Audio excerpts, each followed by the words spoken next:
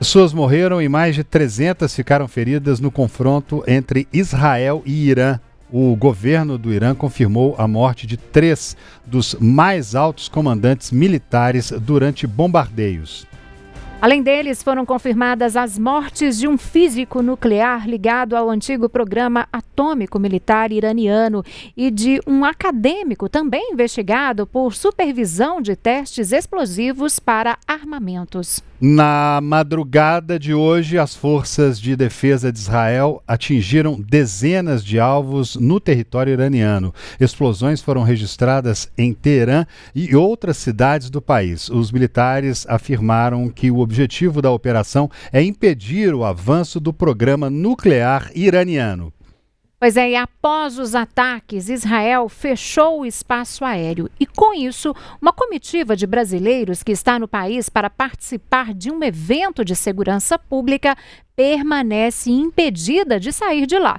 Entre eles está o prefeito de Belo Horizonte, em Minas Gerais, Álvaro Damião. Durante a madrugada, o chefe do executivo da capital mineira precisou se abrigar em um bunker após um ataque, um toque de sirenes alertando a população para buscar abrigo contra possíveis ataques iranianos. Ele conversou hoje com a equipe de O Tempo sobre a situação dos brasileiros que estão no país. Acompanha com a gente.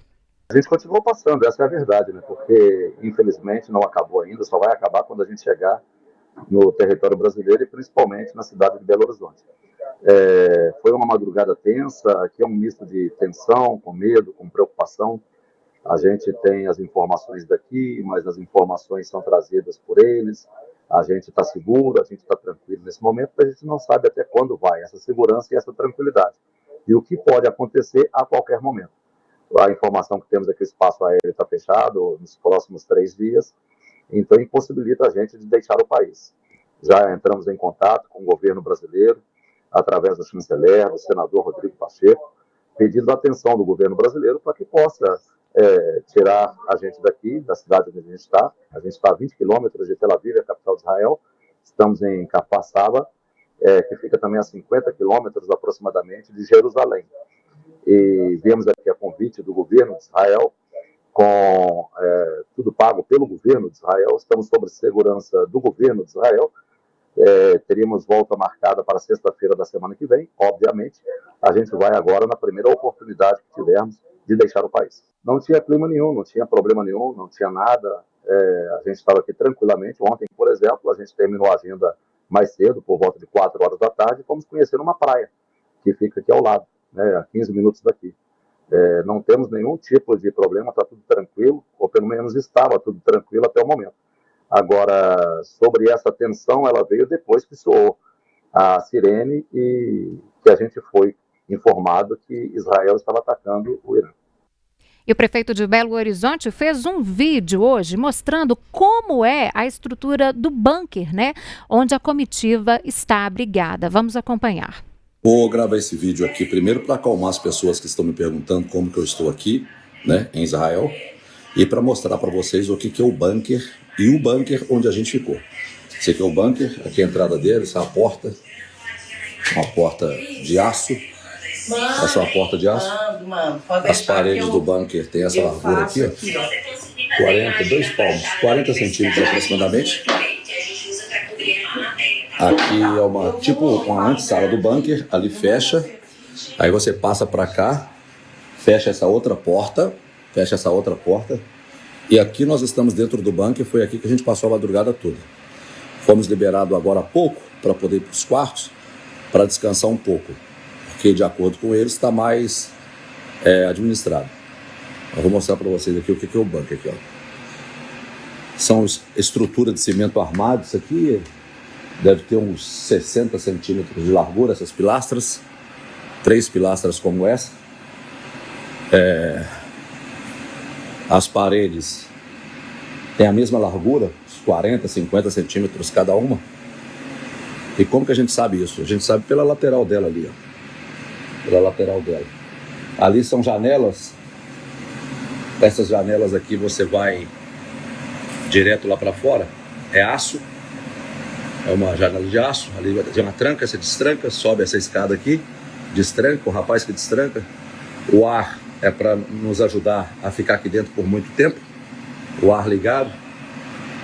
E aqui as pessoas ficam sentadas, todo mundo estava sentado aqui, tinha muita gente aqui. Nós somos 25 brasileiros de vários municípios do Brasil. Quando a gente chegou a Israel, o rapaz que é o intérprete que está organizando tudo do governo israelense, ele nos informou como que funcionava o bunker, se fosse preciso utilizar o bunker, tinha que chegar no bunker com 1 minuto e meio, e a gente aprendeu. Infelizmente, a gente teve aula teórica e prática. Pois é, a gente está vendo aí, né, o prefeito de Belo Horizonte que está lá numa visita, acompanhando tudo que está acontecendo, né? Ele com a está comitiva, do momento mostrando como é o bunker ali. Como que eles chegaram, né, momento André? muito tenso realmente, né, de mostrar ali ele com muita calma falando. Teve que aprender na prática. A gente inclusive está com pessoas que podem entrar ao vivo com a gente aqui, mas no momento lá houve um toque de sirene, as pessoas que já estavam posicionadas acabaram tendo que se deslocar para locais como esses que você está acompanhando nas imagens, que são os bunkers, né, que ficam bem abaixo ali da superfície para poder evitar que as pessoas sejam atingidas, né, Síria? Exatamente, a gente estava com já tudo combinado com a vice-prefeita de Divinópolis, também com o vice-prefeito de Uberlândia, no Triângulo Mineiro. Divinópolis fica na região central de Minas Gerais. Eles iriam conversar conosco por agora, já estava tudo certo, tudo combinado, mas começou aqui, segundo a produção informa, né, uma correria de uma hora para outra, e eles não estão conseguindo, então, nesse momento, se conectar para conversar conosco por lá. E aí, a gente viu agora há pouco, né, o prefeito de Belo Horizonte, Álvaro Damião, relatando como que está a situação por lá. Ele fez um vídeo, inclusive, detalhando como que é a estrutura do bunker, como que funciona tudo por lá. Além dele, tem esses 2 vice-prefeitos que eu falei aqui agora, e tem mais gente, viu, gente? É uma comitiva brasileira que está lá a convite, né, do governo de Israel.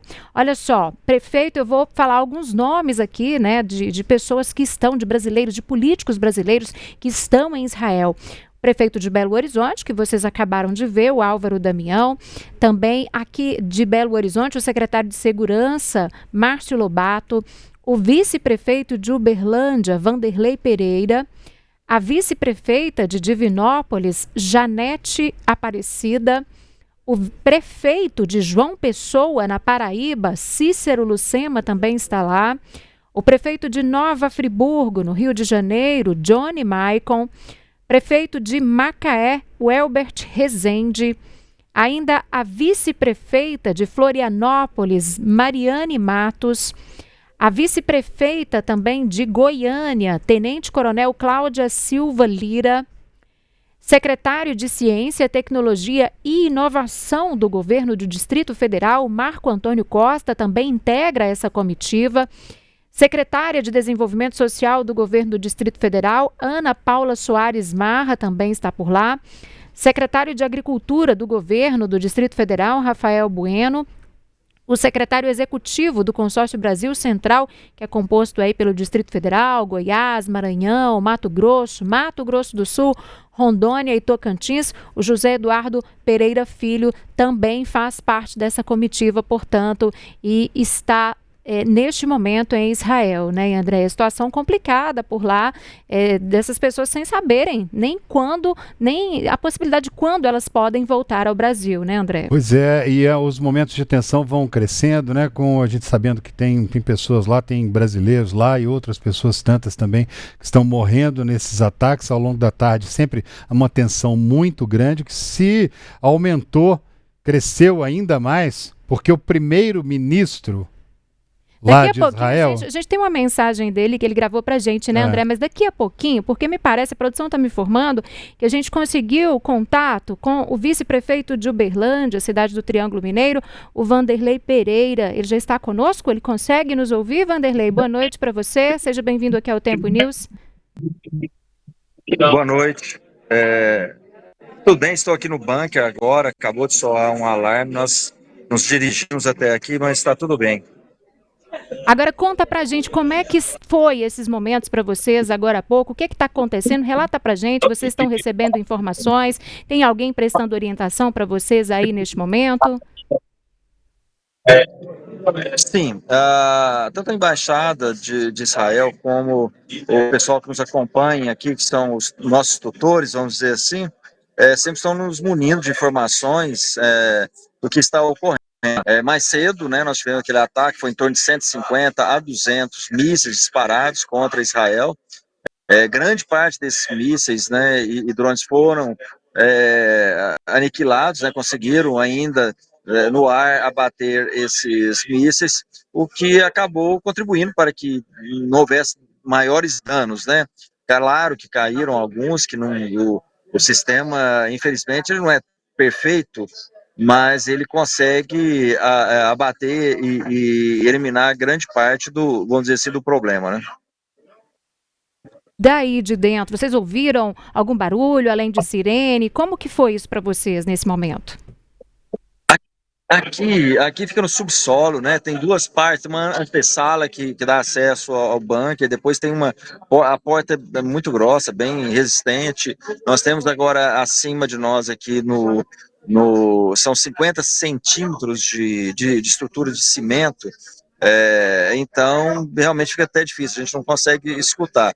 Mesmo porque aqui nós estamos em Farsaba fica a cerca de 20 quilômetros de Tel Aviv, né?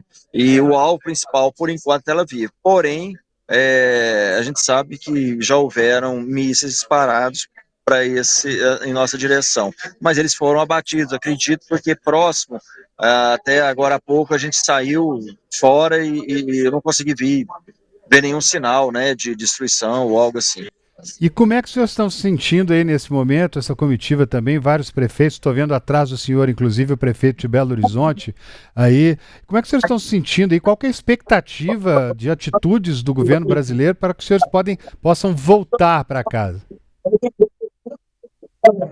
Na realidade, a gente não tem maiores informações, pelo menos comigo, não entrou em contato ninguém. Existe uma iniciativa do prefeito de João Pessoa que tem um contato com o Hugo Mota, né, pediu para. Mas a grande questão, eu creio que o governo brasileiro poderia entrar em contato, a embaixada, alguém, mas enfim, nós não tivemos esse contato, foi uma iniciativa nossa, vamos dizer assim. Mas o grande problema é que, como o aeroporto está fechado, né, o espaço aéreo, né, está proibido de trafegar para aviões comerciais ou até mesmo tem que ter uma autorização do governo de Israel. E eu imagino que nessa crise eles não vão liberar, né, de forma alguma, até mesmo por nossa segurança, né, porque aqui, queira ou não, nós estamos mais seguros porque nós temos esse Iron Dome aí que acaba nos protegendo de certa forma. Agora aí nesse bunker, nesse espaço onde vocês estão nesse momento, ele é destinado só para brasileiros? Tem pessoas de outras nacionalidades? Em quantas pessoas vocês estão aí, Vanderlei? Tem cerca de umas 60 pessoas. São 25, né, da delegação brasileira, mas nós temos aqui o pessoal da Guatemala, Paraguai, Colômbia, Argentina, Uruguai, e tem também alguns estudantes que moram aqui e eles se dirigem para cá, nessa estrutura, quando há o disparo de alarme. E quanto às instalações aí desse local onde os senhores estão, falando de instalações de banheiro, de água, de alimentação, como é que está isso aí para o pessoal? O propósito desse bunker é realmente ficar num curto espaço de tempo, né? Então, na realidade, quando soa o alarme, nós vamos aqui, mais cedo nós ficamos aqui em torno de 1h30, 2 horas no máximo. Mas a gente já é orientado a trazer água, né? Trazer, se quiser, algum alimento, mas a estrutura é bem simples mesmo, né? Nós temos aqui ar-condicionado, temos exaustores, sofás, cadeiras, mas é bem rústico, vamos dizer assim, porque o objetivo é passar o menor tempo possível aqui, somente esse momento de crise, né? Uhum. Quanto tempo dessa última vez que vocês foram, agora vocês já estão aí? Há quanto tempo? Mais cedo teve aquele ataque, segundo as informações que chegaram até a nós, pela embaixada de Israel, foi em torno de 150 a 200 artefatos, né, que vieram contra Israel. Então, teve uma duração de em torno de 1h30, 2 horas que nós ficamos reclusos aqui. Uhum. E em relação à alimentação, Vanderlei, como que está sendo essa questão, a assistência de vocês? Olha, eles nos tratam muito bem, né? A alimentação somente hoje, porque hoje houve, nós tínhamos uma visita, uma saída para conhecer a cidade de Jerusalém e o Museu do Holocausto, seria mais uma visita para fins culturais, e teve, por razões óbvias, né? Nós cancelamos e fizemos a na realidade, todo o planejamento foi redirecionado para que nós ficássemos aqui no Instituto. E, nesse sentido, o café da manhã já estava programado, mas o almoço e janta foi improvisado. Mas estamos super bem, não falta nada para a gente. Graças a Deus, estamos sendo muito bem tratados pela comissão, né, pela comitiva de recepção e também pela Embaixada de Israel. Lembrando que nós estamos conversando aqui ao vivo com o vice-prefeito de Uberlândia, que é o Vanderlei, que está lá em Israel nesse momento, abrigado em um bunker, sem saber quais são os próximos passos e por quanto tempo os senhores devem permanecer aí. O senhor está falando de uma forma muito calma, muito tranquila, se expressando naturalmente, mas é óbvio que um momento desse deve trazer muita apreensão, né, prefeito? Porque a nossa programação era na sexta-feira seguinte, né, no dia 20, 21, nós começamos a sair daqui e retorno para nossas casas, né? Porém, não tem espaço aéreo, tá bloqueado, não há possibilidade nenhuma de sair nesse momento. Em outubro teve em 23, logo depois aqueles horríveis ataques, né, que Israel sofreu por parte do Hamas, foi feito porque o Irã, de fato, eles sabem que houve interferência e financiamento do Irã no grupo Hamas, e o que ocasionou uma retaliação por parte de Israel, né? Então foi feito ataque ao Irã, Irã respondeu minimamente e logo se dissipou, né, a questão. A tensão sempre existe, mas foi por um curto espaço de tempo. Como agora foi um ataque muito incisivo, muito forte por parte de Israel, que realmente está muito preocupado com a evolução e o avanço do Irã com relação à construção, né, do artefato atômico. Então, nesse sentido, esses ataques foram bem mais amplos do que aqueles que ocorreram em outubro. Então, nesse sentido, a gente acredita que deve levar um pouco mais de tempo para liberar o espaço aéreo, enfim, para a gente ter oportunidade de retornar. Por enquanto, nós estamos na expectativa, temos que aguardar, não há o que fazer. Nosso deadline aqui programado seria sexta-feira da outra semana, né? Agora, Vanderlei, vocês chegaram aí que dia dessa semana? Eu saí de Uberlândia no dia 8, cheguei aqui no dia 9. Uhum. Hoje é dia 13 já. Quando vocês chegaram aí no dia 9, vocês perceberam algo estranho, alguma movimentação? Como que foi isso para vocês? Não, a gente estava acompanhando o noticiário, a gente sabia que havia tido um recrudescimento, né, nas negociações, a tentativa do governo dos Estados Unidos não tinha evoluído muito bem, mas havia uma expectativa e perspectiva, segundo a mídia, né, que o presidente Trump iria estar falando no próximo domingo agora, numa reunião com o pessoal do Irã, com as autoridades do Irã, para tentar chegar a um acordo, para que se evitasse esse ataque. Porém, Israel, há muito tempo que eles estavam planejando, né? Hoje, inclusive, nós tivemos com o pessoal da agência de inteligência de Israel aqui no Instituto, que nos posicionou sobre uma série de coisas, de fatos, né, e evidências com relação à proximidade que o Irã estava de construir um artefato atômico, e nisso houve vamos dizer, a tempestade perfeita, né, para que Israel tomasse a decisão e realizasse o ataque nessa data. Então, houve necessidade de fazer exatamente porque uma série de fatores, vamos dizer, favoráveis, foram encontrados para eles determinarem e realizarem esse ataque agora, logo no dia 13. Mas a tensão em Israel sempre existe, né? O que é diferente porque aqui sempre tem um planejamento, tem uma operação que é muito sólida e resguardando a segurança do cidadão. Até então, no primeiro ataque que nós tivemos, no início aí do dia de hoje, era sabido, quando eles dispararam em torno de 100 artefatos, mísseis, drones, enfim, não tinha se perdido nenhuma vida. Agora eu não sei, a gente não recebeu ainda informação com relação à situação agora, porque alguns mísseis conseguiram penetrar e chegar até Tel Aviv. Prefeito, o senhor tocou numa palavra aí que tem sido motivo de muita apreensão aqui no Brasil e no mundo inteiro, né? Nuclear, um ataque nuclear. Existe um medo de que haja algum tipo de ataque nuclear? O senhor estando aí, o que estão falando em volta sobre essa possibilidade? O ataque, o que motivou o ataque, segundo até o pessoal mesmo da Mossad, né, de Israel, é que o Irã já estava caminhando muito a passos largos e muito próximo de conseguir desenvolver uma bomba atômica, né? Então eles já tinham aí em torno de 10, a capacidade de fazer produzir 10 devido ao enriquecimento de urânio.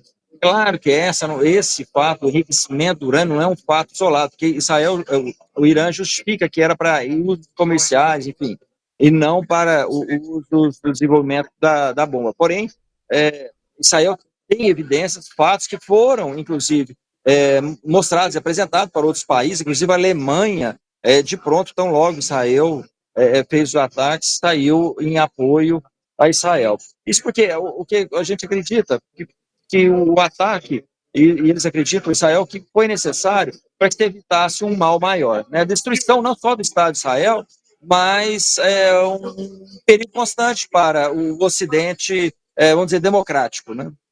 Uhum. Agora, para finalizar a nossa conversa, Vanderlei, como que foi o dia de vocês em relação aos familiares aqui no Brasil, né? Vocês que estão todos juntos aí, acaba que um conversa com o outro, troca informações. Vocês mandaram mensagem, fizeram vídeos, deixaram as pessoas aqui menos preocupadas, né? Dizendo que com vocês, pelo menos nesse momento, está tudo ok. Como que foi? Realmente, isso porque quando você está dentro da situação, você tem a capacidade de avaliar os riscos e eventuais problemas, mas quem está de longe, né, e vê o noticiário, realmente causa muita preocupação, apreensão. Acaba sendo um pouco difícil você passar, olha, está tudo bem, vamos superar, e sempre com palavras de otimismo, né? E mesmo porque, do ponto de vista do governo federal, até agora, né, da Embaixada do Brasil, nós temos aqui essa delegação de 25 brasileiros, tem uma outra delegação que está em Tel Aviv, que a gente tomou conhecimento, então, acho que um ou dois governadores, mais uma comitiva lá também, que totalizam em torno de 45 a 50 pessoas, e, na verdade, a gente não vê nenhum movimento por parte do governo federal ou da Embaixada do Brasil, não entraram em contato, pelo menos comigo, né, não entrou em contato, e pelo que eu converso com as pessoas, também não. Então, causa um certo desagrado, vamos dizer assim, né? Porque, imagina, né? Nós estamos numa terra que é longe de casa, mas, enfim, faz parte do jogo, né? A gente não pode realmente esperar do Estado grandes soluções para a nossa vida, né? Então, a gente já não conta mesmo muito com isso, não. Vice-prefeito, chegou uma mensagem aqui, não sei se o senhor conhece pelo nosso chat, ID Evangelista, o senhor conhece? Chegou uma mensagem para o senhor aqui agora. O senhor está ouvindo? Oi. Está nos ouvindo? Tá um barulho. Esperaram agora, só um segundo, por favor. Parece que tem algum barulho, tem algo acontecendo por lá com o vice-prefeito. Eu vou para um outro local aqui. Certo. Ele está se deslocando. O que está acontecendo nesse momento aí, Vanderlei? É porque foi liberado para a gente sair do bunker. O perigo. Agora o perigo já passou nesse. Agora já liberou e vocês estão voltando para o hotel nesse momento. Agora eu estou voltando aqui para uma sala ao lado aqui do bunker.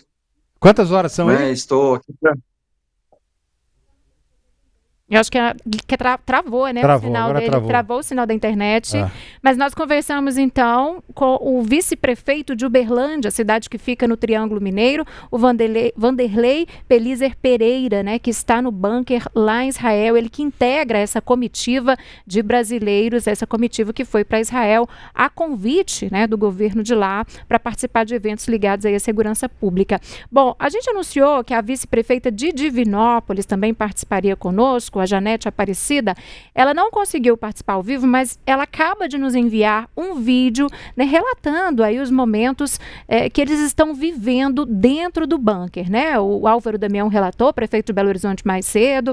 Agora a gente conversou com o Vanderlei também, né, que deu o depoimento dele. Então vamos assistir esse vídeo da vice-prefeita de Divinópolis. Estamos sob ataque, por isso que não tem como eu participar aí com vocês ao vivo.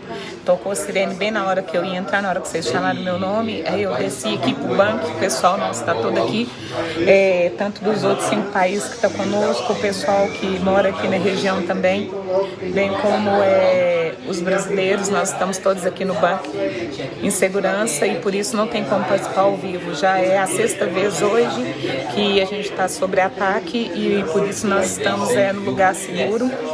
E assim, a cada minuto nós estamos vivendo essa situação, essa dificuldade, é algo inusitado que a gente não imagina, não tem como explicar para vocês que está aí o que é que a gente está passando aqui, mas tudo no tempo e na vontade de Deus. Estamos confiantes aí que as autoridades brasileiras, que o governo federal Itamaraty vai tirar a gente daqui. Afinal de contas, nós estamos numa missão oficial e realmente a situação aqui, como vocês podem ver, ela é muito séria. Nós temos quase 50 pessoas aqui dentro, no espaço que é seguro, é como se fosse um cofre, mas que nos deixa assim, muitíssimo preocupado. Então, só pedindo aí para vocês um entendimento aí e orações para nós e para todo esse povo que sofre tanto com essas guerras aí que a gente não consegue entender.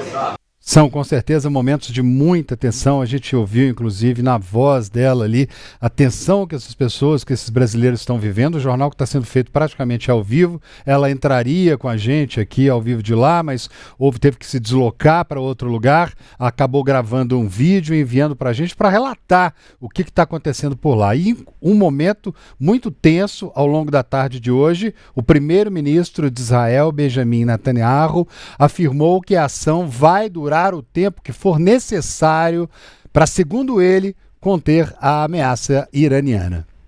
Israel launched Operation Rising Lion, a targeted military operation to roll back the Iranian threat to Israel's very survival. This operation will continue for as many days as it takes to remove this threat. O confronto atingiu um novo patamar na tarde de hoje, horário de Brasília, após o lançamento de uma ofensiva retaliatória iraniana com mísseis balísticos e drones contra diversas cidades israelenses. O ataque ocorre em resposta aos bombardeios conduzidos por Israel na madrugada.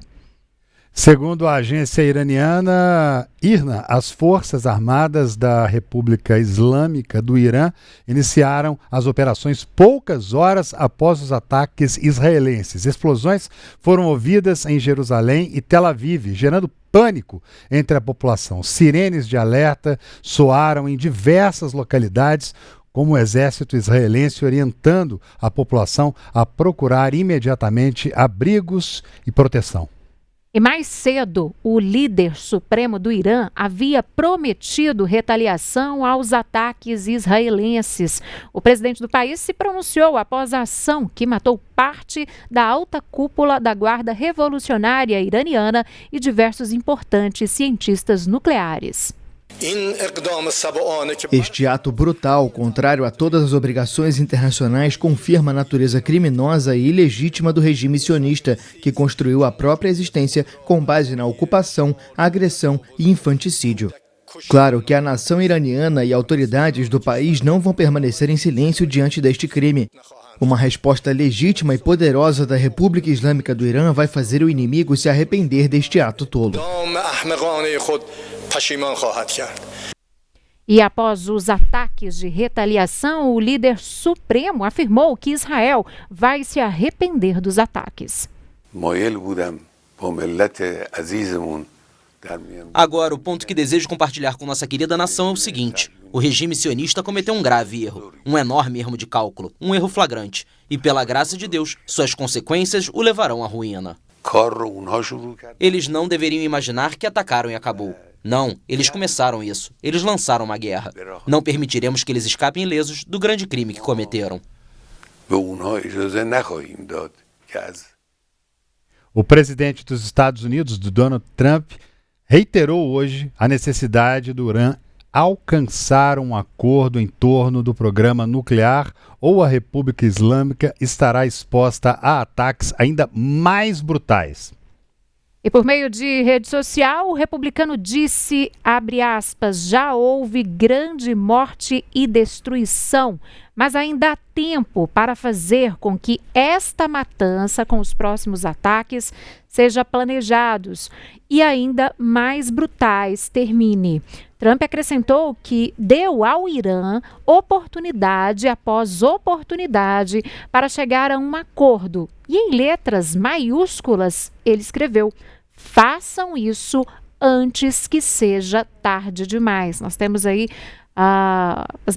as palavras, né, o que disse, portanto, o presidente dos Estados Unidos, Donald Trump, por meio de rede social em relação a, né, se manifestando, portanto, em relação a este assunto. André. Pois é, e hoje o governo Lula emitiu uma nota por meio do Ministério das Relações Exteriores condenando os ataques de Israel ao território iraniano. A nota afirma que o ataque é uma clara violação ao direito internacional e pede para que ocorra o exercício da máxima contenção e pede pelo fim das hostilidades.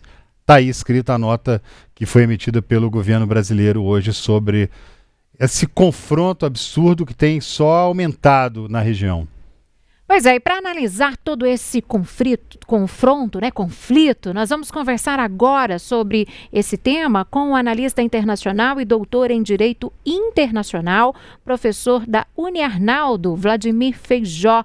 Professor, boa noite, seja bem-vindo aqui ao Tempo News. E eu já começo perguntando para o senhor quais os principais impactos que este confronto pode causar aí no mundo. Eu sei que é uma pergunta bem ampla, bem complexa, né? De imediato, toda a instabilidade do preço dos mercados futuros, isso envolve tudo aquilo que a gente consome, direta ou indiretamente. Boa noite, Cira, boa noite, André, uma satisfação estar com vocês nessa cobertura especial de um momento tão importante, mas muito temerário. Claro que o impacto econômico, ele pode afetar a humanidade como um todo, mas todas as pessoas que vivem naquela região, isso não envolve exclusivamente Israel e Irã, estão em perigo de ataque, até porque, historicamente, tem se dito ano depois de ano como que o Irã tem uma série de grupos que ele financia ou ajuda desenvolvimento de armas para ser uma espécie de primeira linha de defesa contra Israel. E isso envolve aqueles que lançam ataques do Iêmen, da Síria, da própria Palestina, do Líbano, do Iraque e que, portanto, podem ser alvos de futuros ataques de Israel ou então em ataques retaliatórios caso haja lançamento dessas áreas contra o território israelense. Na tarde de hoje, a gente viu, inclusive, um ataque saindo do Iêmen, onde controla o Ansar-Allah, e em resposta, Israel bombardeou um avião que tinha acabado de pousar no aeroporto, mostrando, portanto, essa capacidade e interesse também de evitar que ataques sejam lançados de qualquer área contra o seu território e, se necessário for, estão prontos para tentar decapitar lideranças ou pessoas que apoiem esse tipo de ataque ao Estado de Israel. Professor, no caso desse confronto se acirrar ainda mais, em primeiro lugar, é um prazer falar com o senhor novamente, nos encontrarmos novamente, embora que aqui de forma virtual, mas o que pode acontecer se esses ataques se acirrarem ainda mais? A gente está no Brasil, a gente está num local bem longe dali, no entanto, a gente sabe que quando há esse tipo de acontecimento, isso reverbera pelo planeta inteiro, né? Sim, por enquanto o que a gente tem é a elevação dos preços futuros, mas se houver a interrupção da circulação de petróleo do Irã, da Arábia Saudita, do Kuwait ou do Iraque pelo fechamento do Estreito de Hormuz, toda a comunidade internacional vai sofrer, porque independente de consumir petróleo desses países, a simples expectativa de que o fluxo regular de 1/5 do que todo mundo consome não estará disponível vai afetar a produção e a demanda por esse insumo ao redor do mundo, sem contar a possibilidade de interrupção do canal de Suez, que liga o Mar Vermelho ao Mar Mediterrâneo e conecta também ao Oceano Índico e, portanto, acaba afetando diretamente. Outra preocupação, André, é caso a gente tenha uma guerra generalizada que envolva não só esses países, mas acabe afetando também múltiplas potências internacionais. Por enquanto, a posição oficial dos Estados Unidos é de que defende Israel, mas que não se envolverá nesses ataques. Mesma coisa foi dita pela França. Porém, caso haja ataque às suas tropas que estejam no Oriente Médio, o mundo espera que haverá uma resposta. Da mesma forma, a gente sabe, por notícias recentes, que estão em funcionamento sistemas de defesa aérea russos e chineses já em funcionamento no Irã. Se por acaso eles estiverem sendo operados por cidadãos desses países e forem afetados, atacados, mortos por ataques israelenses, é possível que haja não só uma condenação genérica à guerra, mas o envolvimento desses dois países. E o mundo certamente não deseja uma guerra entre grandes potências, porque não ficaria restrita aí. A gente veria outros palcos de guerra eclodindo, além do que a gente já tem ali no conflito entre Rússia e Ucrânia, que envolve indiretamente os países europeus e os Estados Unidos, poderia explodir em outras áreas do mundo também. Agora, professor, o uso de armas nucleares, mesmo que ali em menor escala, e pode desencadear aí uma guerra nuclear? Bem, eu torço para que isso não aconteça. Mesmo as chamadas armas táticas, que não são as termonucleares e, portanto, elas não explodem com o objetivo de gerar um grande efeito radioativo e causar prejuízos a centenas de quilômetros de distância. E anos depois, o objetivo dela é mais o choque elétrico e pontualmente sugar o oxigênio de determinada área. Ela simplesmente demonstraria a força de vontade de usar esse armamento, que em guerra só foi usado uma única vez pelos Estados Unidos contra a população civil do Japão, mais para intimidar tanto o Japão quanto a União Soviética do que efetivamente mudar os rumos da guerra. Então a gente teria realmente uma primeira vez em que isso é empregado e ali poderia ver acontecendo com cada vez mais frequência em outros lados. Por outro lado, a gente também não pode ignorar o fato de que tanto Israel quanto o Irã estão usando mísseis balísticos de longo alcance. E se um dos lados acreditar que na ponta desse míssil foi colocado uma bomba atômica, eles responderiam com suas próprias bombas atômicas, levando àquela explosão que eu digo, termonuclear, que não vai só afetar os milhões de pessoas no entorno de onde caía essa bomba, mas por gerações futuras vão continuar contaminando o solo. E o maior perigo é se um desses mísseis for mal interpretado por outro país, considerando que o míssil está destinando ao seu território e também lança as suas armas nucleares, e isso aí poderia levar a um efeito em cascata. Eu chamo a atenção especificamente o perigo do Paquistão, assim, entender que é vizinho do Irã, e com isso, o Paquistão respondendo, a China e a Índia entenderem que são mísseis contra seus, China e Índia lançando seus mísseis, tanto Estados Unidos quanto Rússia, podendo imaginar que seriam contra o seu território também usando o seu, seria realmente um efeito cascata que a humanidade inteira perderia. Espero eu que todos os sistemas de alerta, os telefones vermelhos, as comunicações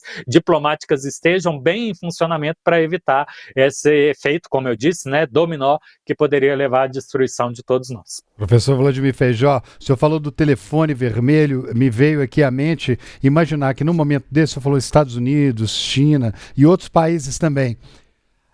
E nesse momento pode-se dizer que estão todos apostos ali para apertar o botão vermelho. No momento desse está todo mundo atento, ligado, com tropas e com militares e com decisões a serem tomadas a qualquer momento?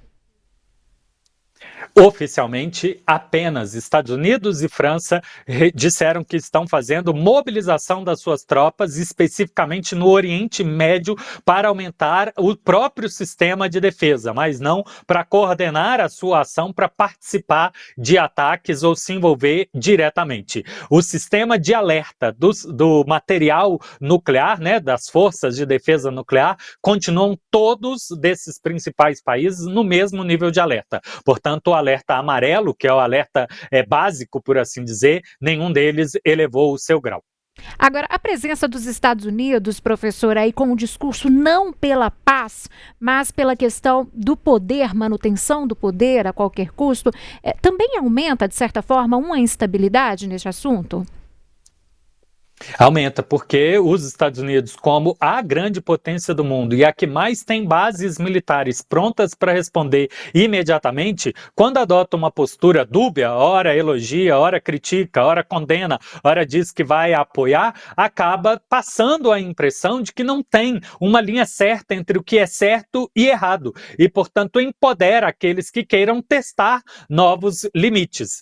A teoria de relações internacionais chama a atenção de como esse momento de transição de força entre potências acaba sendo um período de grande instabilidade exatamente por isso, porque a força poderosa hoje está optando por não agir por diferentes elementos. O maior deles é a própria dificuldade de repor o seu material militar, pessoal mesmo, de conseguir atrair mais pessoas para a tropa, repor o material de armas que já usou, dando ou vendendo para a Ucrânia, até mesmo para Israel, e nessa guerra comercial com a China, está em dificuldade de repor os estoques de terras raras que são necessárias para produzir não só o sistema de guiagem dessas armas, mas a produção mesmo de certas ligas metálicas, que tem, portanto, escolhido não usar esse armamento, imaginando que pode ter um conflito no futuro em que seria mais necessário.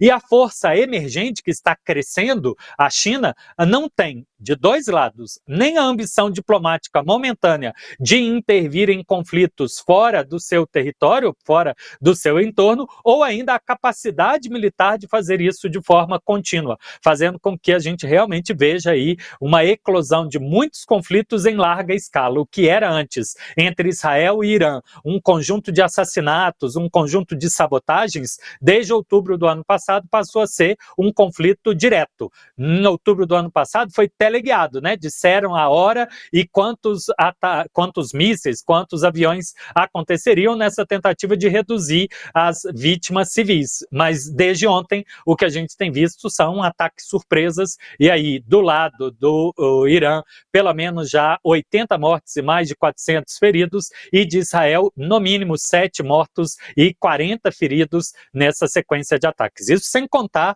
a última leva, né, que aconteceu de Israel ao Irã uma hora atrás, e de Irã a Israel por volta de 3 minutos, né, depois que esse jornal começou. Então a gente ainda não tem essa contabilização totalizada.